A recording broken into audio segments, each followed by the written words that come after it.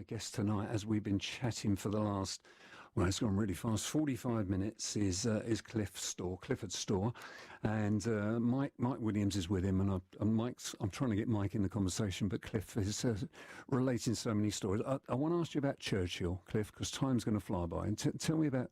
Oh, yes. We are talking about Winston Churchill, and not Brenda Churchill, are we? Okay, now, well, I'll get out of Lincolnshire first, because it became time when I could take demob.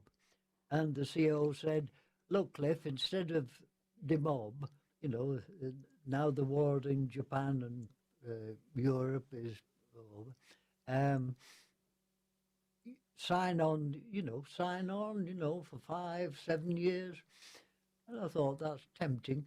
Can I go back to England and sign on? Oh, no, he said, you've got to do 3 years here first. So where are we now? Where are you now? So still in India? It's still in India. In this crummy desert place. Okay. So, sorry if there's any Indians out there listening. Naturally, I chose demob. And back in England, when the war in Europe ended, Churchill, to my surprise and horror, he made a speech in which he thanked the merchant seamen and the army and the land army girls and the Boy Scouts and, even dogs that run messages. Yeah. And he deliberately missed out Bomber Command because of Dresden, which comes back. He didn't want to bring it back up again. And right. I can't understand whatever got into him, because if you remember the immortal words of the chaps who died in the First World War, that age shall not weary them, nor the years condemn. Yeah. Bomber Command and the dead of Bomber Command were condemned by Churchill. Mm. Whether he believed that or whether he felt that was what he had to say, who knows? I have great regard for him. I think he was the man of the century. But why he did that, I don't know. And when you come to think, it took 80 years before we even got a monument to the dead of Bomber Command. Yeah. And that was by public subscription, not by government. Mm.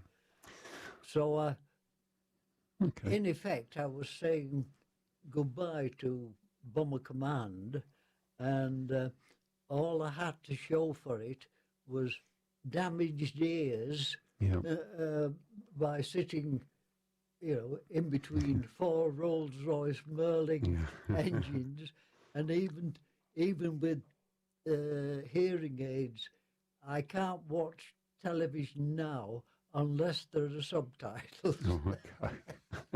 Well, you're doing pretty well here. I mean, I just remind the listener, Cliff is 97 years old, aren't you? 97 years old. Yes. He's been through God knows what as far as the war's concerned. He obviously escaped the clutches of Brenda's aunt. I wonder what she's doing now. She might be listening in, you never know. Well, that's okay if she's listening, as long as the other half's not. Oh, give her my regards if she's listening in. Any Brendas out there? Cliff sends his regards. I'll tell you, Cliff, it's lovely chatting to you, mate. It just makes me laugh, but it's such a serious story. I want to bring Mike in, because Michael's sat there very quietly. Can I just say I won't bring Mike in. One short thing. I know it's a niggling little thing, but it irritates me that I flew with 2 different pilots, so that I did twice as much as either of them, guiding them to the target. Each of them got a Distinguished Flying Medal because the RAF was obsessed with pilots. The rest didn't count, And I thought, I've done double what those 2 have done and got nothing except damaged ears. Are they still alive, I wonder? Sorry? I wonder if they're still alive. No, they both died. Right. Yeah. So here you are, mate. Yes, 97 years old, on the radio, superstar. Yeah. Be your second one. So, come on, can I talk to Mike now? Yes, please. I thought I'd get that in. Yeah. Okay. So, what's it like having him as a brother-in-law, Mike? Well, he's a little bit of a hero, isn't he, really? Yeah, just a bit. A bit of a Clint Eastwood as well with that gun. Yeah. But yeah, that's the job to get stories out of him. But now we're certainly getting some. Yeah. Yeah. I mean, he's a character, isn't he? Certainly is. So, yeah. for the listener's point of view again, let me, if I get this right, Cliff was married to your sister. That's right. Yeah, who's a bit Yes. younger than you, I think, Cliff, wasn't Yes. she? And sadly, very sadly, passed away, Yeah. didn't she? July 22nd.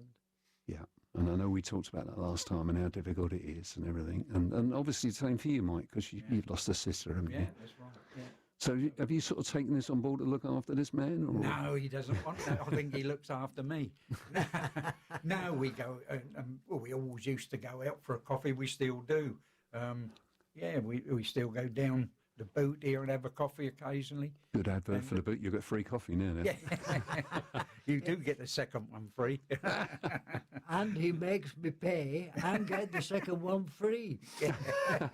Yeah, I pay for the second. So, yeah, so obviously, I mean, does that occupy most of your time now? I'd like to bring Jay in, but he's behind me at the moment filming all this. Jay is your Grandson. grandson. Okay. Do you want to have a word, Jay?